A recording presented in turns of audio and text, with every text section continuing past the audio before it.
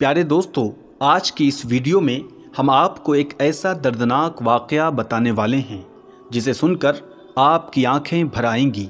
दोस्तों, ये वाक़या एक नेक औरत का है। हज़रत जाफ़र बिन सादिक फरमाते हैं कि बनी इसराइल का एक शख्स सफ़र पर जाने लगा। अपने भाई से वादा लिया कि तुम मेरी बीवी की खिदमत और देखभाल करोगे। उसने भी इकरार कर लिया और यकीन कराते हुए कहा, भाईजान, आप बेफिक्र होकर सफ़र पर जाइए, आपको किसी किस्म की कोई शिकायत न मिलेगी। मैं हर तरह से आपकी ज़ौजा का ख्याल रखूँगा। चुनांचे वो शख्स मुतमईन होकर सफ़र पर रवाना हो गया। उसने अपनी भाभी के साथ रहना शुरू कर दिया, लेकिन औरत के हुस्न व जमाल ने उसकी आंखों पर गफलत का पर्दा डाल दिया। वो आदमी अपने ही भाभी पर आशिक हो गया और अपने भाई से किए हुए वादे को तोड़कर उसकी बीवी को अपने इरादे से आगाह करते हुए गुनाह की दावत दी। वह औरत पाक दामन और बाहया थी।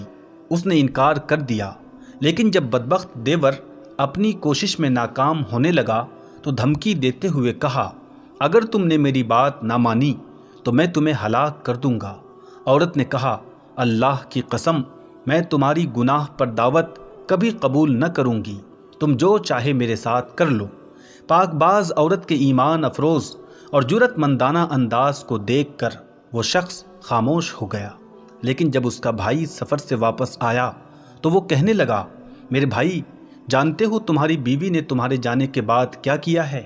सुनो, वो मुझे बदकारी की दावत दिया करती थी। तौबा तौबा, वो तो बड़ी बदचलन है। उसने तुम्हारे जाने के बाद न जाने क्या किया है।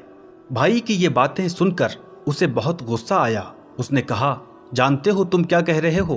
कहा, भाईजान, अल्लाह की कसम, मैं बिल्कुल सच कह रहा हूँ।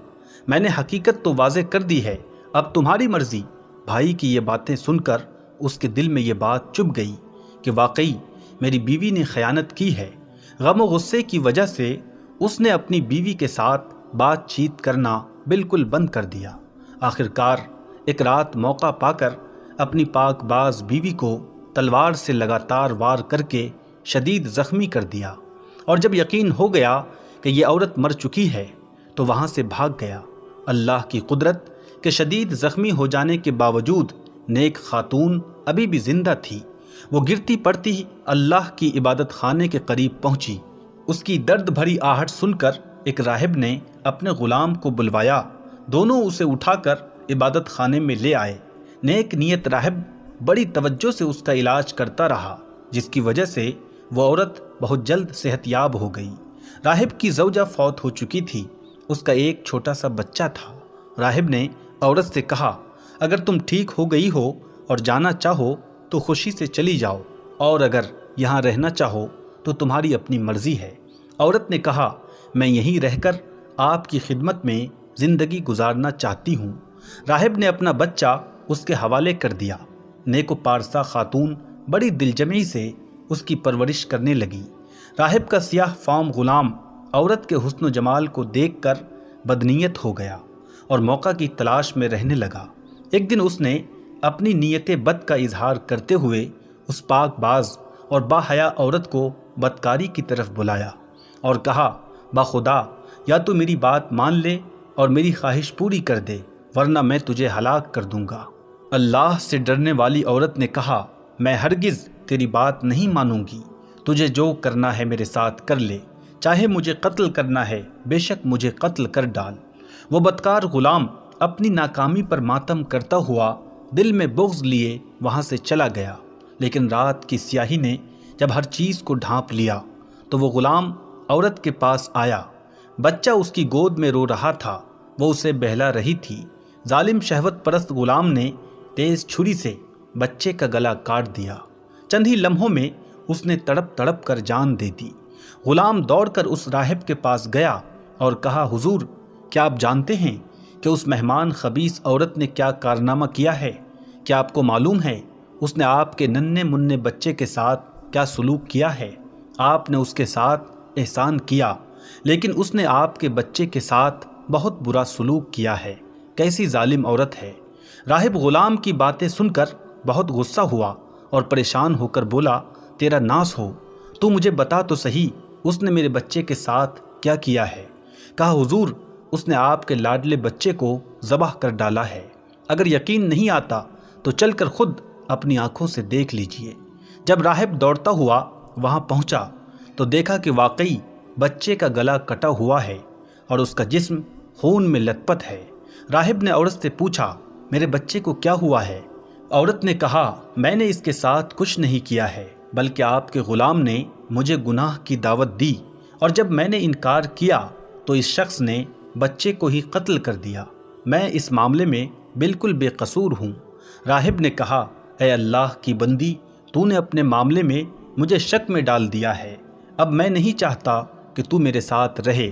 یہ 50 دینار لے اور جہاں تیرا جی چاہے چلی جا، یہ دینار تیری ضروریات میں کام آئیں گی۔ عورت نے 50 دینار لیے اور اللہ کی رحمت سے امید لگاتے ہوئے ایک نامعلوم منزل کی طرف چل دی۔ ایک بستی کے قریب گزری تو دیکھا کہ مجمع لگا ہوا ہے اور ایک شخص کو پھانسی دی جا رہی ہے۔ بستی کا سردار بھی وہیں موجود تھا۔ عورت سردار کے پاس گئی اور کہا کیا ایسا ہو سکتا ہے کہ تم مجھ سے 50 دینار لے لو اور اس شخص کو آزاد کر دو؟ سردار نے کہا لاؤ رقم میرے حوالے کر دو۔ عورت نے 50 دینار دیے تو سردار نے قیدی کو رہا کر دیا۔ وہ قیدی اس پاک باز عورت کے پاس آیا اور کہا میری جان بچا کر تو نے جو احسان کیا ہے، آج تک کسی نے مجھ پر ایسا احسان نہیں کیا ہے، اب میں تیری خدمت کرتا رہوں گا یہاں تک کہ مجھے موت آ جائے۔ چنانچہ وہ شخص اس عورت کو لے کر ساحل سمندر پر پہنچا۔ کشتی چلنے کو ہی تھی، دونوں کشتی میں سوار ہو گئے۔ عورت کا حسن و جمال دیکھ کر سارے مسافر حیران رہ گئے۔ وہ عورتوں والے حصے میں جا کر بیٹھ گئی۔ لوگوں نے قیدی سے کہا یہ حسین و جمیل عورت کون ہے؟ اس بدبخت نے کہا یہ میری لونڈی ہے۔ کشتی میں موجود ایک شخص نے جو اس عورت کے حسن و جمال میں گرفتار ہو چکا تھا، اس نے کہا کیا تم اپنی لونڈی مجھ سے بیچو گے؟ تو اس نے کہا میں اسے بیچنا نہیں چاہتا کیونکہ یہ مجھ سے بہت زیادہ محبت کرتی ہے۔ جب اسے معلوم ہوگا کہ میں نے اسے بیچ دیا ہے، اسے میری طرف سے بہت تکلیف پہنچے گی۔ میں نے اس سے وعدہ لیا ہے کہ میں اسے کبھی نہیں بیچوں گا۔ مسافر نے کہا تو مجھ سے منہ مانگی قیمت لے لے اور خاموشی سے یہاں سے چلا جا، تجھے کیا ضرورت ہے کہ تو اسے بتائے؟ لالچی اور احسان فراموش دھوکے باز قیدی نے مال کی لالچ میں آ کر مسافر سے بہت سارا مال لیا اور کشتی سے اتر گیا۔ مسافر نے اس خرید و فروخت پر تمام مسافروں کو گواہ بنا لیا۔ وہ نیک عورت چونکہ عورتوں والے حصے میں بیٹھی تھی، اس لیے اس معاملے سے بالکل بے خبر رہی۔ جب مسافر کو یقین ہو گیا کہ اس کا مالک جا چکا ہے، اب واپس نہیں آ سکتا، وہ عورت کے پاس گیا اور کہا آج سے تم میری ملکیت میں ہو، میں نے تمہیں خرید لیا ہے۔ عورت نے کہا خدا کا خوف کرو، تو نے مجھے کیسے خرید لیا جبکہ میں آزاد ہوں اور آزاد کو خریدا نہیں جاتا اور کسی کے ملکیت میں نہیں ہوں؟ مسافر نے کہا اب نہ تو تم اپنے مالک کے پاس جا سکتی ہو اور نہ ہی وہ پیسے واپس کر سکتی ہو جو تیرے مالک نے مجھ سے لیا ہے۔ میں نے مال کثیر دے کر تجھے خریدا ہے اور تمام مسافر اس بات پر گواہ ہیں۔ اگر یقین نہیں آتا تو ان سے پوچھ لے۔ سب مسافروں نے کہا اے اللہ کی بندی، اس نے واقعی تجھے خرید لیا ہے، ہم سب اس پر گواہ ہیں۔ نیک پاک باز اور جرت مند عورت نے کہا تمہارا ستیہ ناس ہو، اللہ سے ڈرو، خدا کی قسم میں آزاد ہوں، آج تک کبھی کوئی میرا مالک نہیں بنا، میں کسی کی لونڈی نہیں ہوں، تم سب اس معاملے میں اللہ سے ڈر جاؤ۔ لوگوں نے اس مسافر سے کہا کہ یہ عورت اس طرح نہیں ماننے والی، اس کے ساتھ جو سلوک کرنا ہے کر ڈال، خود ہی مان جائے گی۔ یہ سن کر مسافر اس کی طرف بڑھا۔ جب اس مظلومہ کو اپنی عزت کا خطرہ محسوس ہوا تو اس نے کشتی والوں کے لیے اللہ سے بد دعا کر دی اور فوراً کشتی ان سب کو لے کر ڈوب گئی۔ سب کے سب غرق ہو گئے اور کشتی کے تختے پر عورت کے سوا کوئی زندہ نہ بچا۔ وہ عید کا دن تھا۔ بادشاہ اپنی رعایا کے ساتھ ساحل سمندر پر آیا ہوا تھا۔ تمام لوگ خوشیاں منا رہے تھے۔ جب بادشاہ نے کشتی کو ڈوبتے دیکھا تو فوراً اپنے غلاموں کو حکم دیا کہ جلدی سے کشتی والوں کی مدد کو پہنچو۔ سپاہی جب وہاں پہنچے تو اس نیک عورت کے علاوہ کوئی زندہ نہ ملا۔ وہ اسے لے کر بادشاہ کے پاس آ گئے۔ بادشاہ نے حقیقت حال دریافت کرتے ہوئے نکاح کا پیغام دیا، لیکن اس عورت نے یہ کہہ کر انکار کر دیا کہ میرا قصہ بڑا ہی عجیب و غریب ہے، میرے لیے نکاح کرنا جائز نہیں ہے۔ بادشاہ نے جب یہ سنا تو اس کے لیے الگ سے ایک مکان بنوا دیا اور وہ اس میں رہنے لگی۔ لیل و نہار یعنی رات دن گزرتے رہے، وقت کی گاڑی تیزی سے چلتی رہی۔ بادشاہ کو جب بھی کوئی اہم معاملہ پیش آتا تو اس پاک باز عورت سے مشورہ کرتا۔ اللہ نے اس کے مشورے میں ایسی برکت دی کہ ان پر عمل کر کے بادشاہ کو ہمیشہ کامیابی ہوتی تھی۔ اب بادشاہ کے نزدیک یہ پاک باز عورت بہت معظم ہو گئی تھی، وہ اسے بہت بابرکت سمجھنے لگا، اور جب بادشاہ کی موت کا وقت قریب آیا تو اس نے اپنے تمام وزیروں، مشیروں اور رعایا کو جمع کر کے کہا، اے لوگو، تم نے مجھے کیسا پایا؟ سب نے ایک زبان ہو کر جواب دیا، اللہ کی قسم، اللہ آپ کو اچھی جزا عطا فرمائے، آپ ہمارے لیے رحیم باپ کی طرح ہیں۔ بادشاہ نے کہا، اے لوگو، توجہ سے میری بات سنو، تم نے محسوس کیا ہوگا کہ ہماری نیک سیرت مہمان خاتون، ان کے مشورے کی بدولت ہمارے ملک کا نظام بہت بہتر ہو گیا ہے۔ میں نے اسے اپنے ہر معاملے میں بابرکت پایا ہے۔ میں تمہارے لیے ایک بہت اچھی تدبیر کرنا چاہتا ہوں۔ لوگوں نے تجسس بھرے انداز میں کہا، عالی جناب، آپ حکم فرمائیے، آپ کیا کہنا چاہتے ہیں؟ تو اس بادشاہ نے کہا، میں چاہتا ہوں کہ اپنے بعد اس نیک سیرت خاتون کو تم پر ملکہ مقرر کر دوں۔ اس رحیم بادشاہ کے حکم پر لبیک کہتے ہوئے سب نے یہ کہا، عالی جناب، جیسا آپ چاہتے ہیں انشاءاللہ ویسا ہی ہوگا۔ چنانچہ بادشاہ نے اس باحیا عورت کو پورے ملک کی سلطنت عطا کر دی اور اس کی وفات ہو گئی۔ اور ادھر اس عورت نے ملکہ بنتے ہی یہ اعلان کر دیا کہ پورے ملک کے لوگ بیعت کے لیے جمع ہو جائیں۔ حکم شاہی ملتے ہی ملک کے گوشے گوشے سے لوگ نئے بادشاہ کی بیعت کے لیے جمع ہو گئے۔ بیعت کا سلسلہ شروع ہو گیا۔ جب اس کا شوہر اور دیور آئے تو حکم دیا، ان دونوں کو الگ الگ کھڑا کر دو۔ پھر وہ شخص آیا جسے پھانسی دی جا رہی تھی، ملکہ نے حکم دیا، اسے بھی دونوں کے ساتھ کھڑا کر دو۔ پھر نیک سیرت راہب اور اس کا بدکار غلام آیا، انہیں بھی لوگوں سے علیحدہ کر دیا گیا۔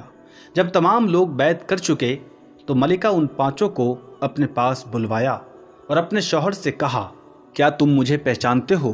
لیکن وہ شوہر اس عورت کو نہیں پہچان سکا کہ وہ اس کی بیوی ہے۔ اس نے کہا، اللہ کی قسم، آپ ہماری ملکہ ہیں۔ لیکن عورت نے جواب دیا، میں تمہاری بیوی ہوں، بیوی تھی اور آج بھی بیوی ہوں۔ سنو، تمہارے بدکردار بھائی نے میرے ساتھ کیا برا سلوک کیا تھا۔